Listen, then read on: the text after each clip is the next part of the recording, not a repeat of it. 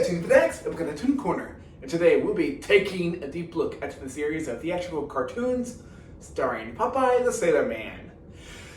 It all started back in 1933 at the Fleischer Brothers studio, where Popeye made his debut in a Betty Boop cartoon called Popeye the Sailor. The cartoon basically serves as a really nice introduction to Popeye, Olive Oil, and Bluto. After the cartoon, Popeye began his own cartoon series. The stories, I thought, were really good, really creative, and the gags are humorous and at times really surreal. There were also some times where the cartoons were innovative. I mean, for example, there are some cartoons where the studio would make these 3D background models and they would slightly move the models and film it frame by frame with the 2D animation on top of it. So it really creates the illusion of, let's say, for example, Popeye wandering around in a cave. The Fleischer Brothers cartoons starring Popeye the Sailor Man is a series of theatrical cartoons that I highly recommend.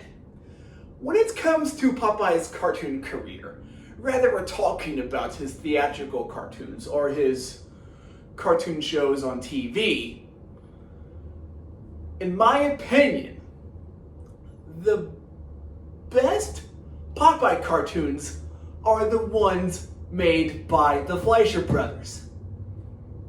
Our next set of theatrical cartoons starring Popeye comes from Famous Studios. At that studio, the cartoons went through numerous changes. The cartoons were made in color, the characters have pupils, Popeye and Bluto have different sailor outfits, and Bluto actually went through the most changes. Not only he has a different sailor outfit, but he has a different voice, and his character design was altered. A lot of people give Famous Studios a really hard time with their cartoons by calling them formulaic. In my opinion, it really just all depends on what cartoons are you talking about.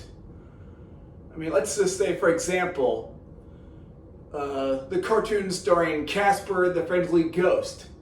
Yeah, I can kind of see where they're coming from with that.